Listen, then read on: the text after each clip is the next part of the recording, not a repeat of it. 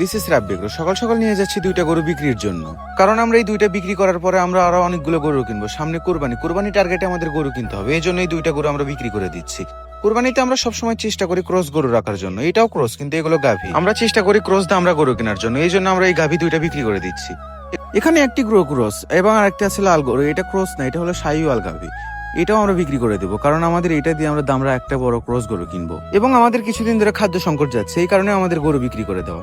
এগুলো বিক্রি করার পরে এই টাকা দিয়ে আমরা খাদ্যও কিনতে পারবো গরু। বেশি দিন ধরে এই গরুগুলো আমরা কিনি নাই, সর্বোচ্চ হলে এই গরুগুলো কিনছি আমরা 15 দিন ধরে, কিন্তু এগুলো এখনই বিক্রি করে দিতে হচ্ছে, কারণ কুরবানি টার্গেটে আমাদের দামরা গরু লাগবে। আমি যাচ্ছি এখন ডেমোর সার কিনতে, এগুলো আমাদের জমিতে দেবো। যাওয়ার পথে দেখি এই দুইজন কাজ করতেছে। আধুনিক প্রযুক্তি চলে আসার পর থেকে এগুলো আর দেখাই যায় না, এই জন্য এগুলো একটু থামলাম, এগুলো দেখতেছি। এখন তো সব কাজ আধুনিক পদ্ধতিতেই চলে। নিয়ে নিচ্ছি এখন ডেমোর সার। এই সারগুলো দিব আমরা ভুট্টার জমিতে, কারণ ভুট্টাগুলো বড় হচ্ছে না তেমন একটা। এই ডেমোর সার জমিতে দিলে ভুট্টা এমনিতেই বড় হয়ে যায়, সব জমির ভুট্টাই বড় হয়ে গেছে, শুধু আমাদেরটাই হয় নাই।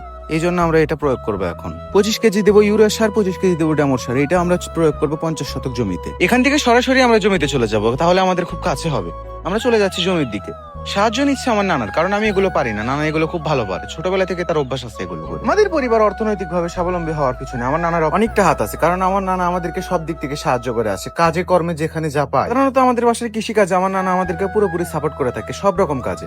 এখানে যেমন এই জমিটাতে নানা সবকিছু করেছে। ভুট্টা শুধু আমরা কামলা দিয়ে লাগিয়ে নিয়েছি, তারপরে যতটুকু কাজ থাকে সব করেছে নানা। বৃদ্ধ অবস্থায় অনেক কাজ করতে পারে। 25 কেজি একদম পুরোপুরি সার নিয়ে সে দিচ্ছে পুরো জমিতে, একেবারেই দিচ্ছে সে। তার কাছে এটা কিছুই মনে হচ্ছে না। 25 কেজি একটা বস্তা পুরোটাই সে নিচ্ছে একবারে হাতে দিয়ে দিচ্ছে পুরো জমিতে একেবারে দিতে হবে। শেষ হওয়ার পর সে আরো 25 কেজি নিয়ে যাচ্ছে ভিতর দিকে, কারণ সেখানেও দিতে হবে।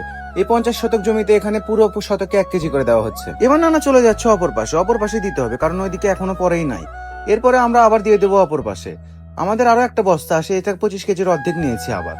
এটার কালো ডেমর দিয়ে দিচ্ছি প্রথমে। কালো ডেমর দিলে জমির উর্বরতা খুব বৃদ্ধি পায়। নানা দ্রুত গতিতে এক পাশ থেকে অপর পাশে দিয়ে যাচ্ছে। আমি ভিডিও করতেছি তার সাথে সাথে, কারণ আমি এসব পারি না, কিন্তু আমি শিখে নেওয়ার চেষ্টা করবো ইনশাল্লাহ। সে দিয়ে দিচ্ছে ছিটে ছিটে, এখানে দেখা যাচ্ছে ভিডিওতে। এবার সে নিয়ে নিচ্ছে জৈব সার, কারণ জৈব সার দিতে হবে জমিতে। আমি বলেছি আমরা জৈব সারও নিয়ে আসছি সাথে। এই ইউরিয়া সারকে আমরা জৈব সার বলে থাকি। ইউরিয়া সার সে প্রথমে 12 কেজি ঢেলে নিচ্ছে। 12 কেজি ঢেলে নেওয়া শেষ, সে এখন যাচ্ছে জমির মাঝখানে। প্রথম থেকে শুরু করে দিয়েছে, এখন চলে যাবে মাঝের দিকে। সবগুলো সে ছিটে ছিটে দিচ্ছে। আমাদের এখন আর কোনো কাজ নেই, এখানে ছিটে দিয়েছে। এখন এগুলো বড় হওয়ার দোয়া ইনশাল্লাহ। এগুলো খুব তাড়াতাড়ি বড় হয়ে যাবে, তখন আমরা কেটে বাসায় নিব। আসসালামু আলাইকুম। This is Rabbik. সকাল সকাল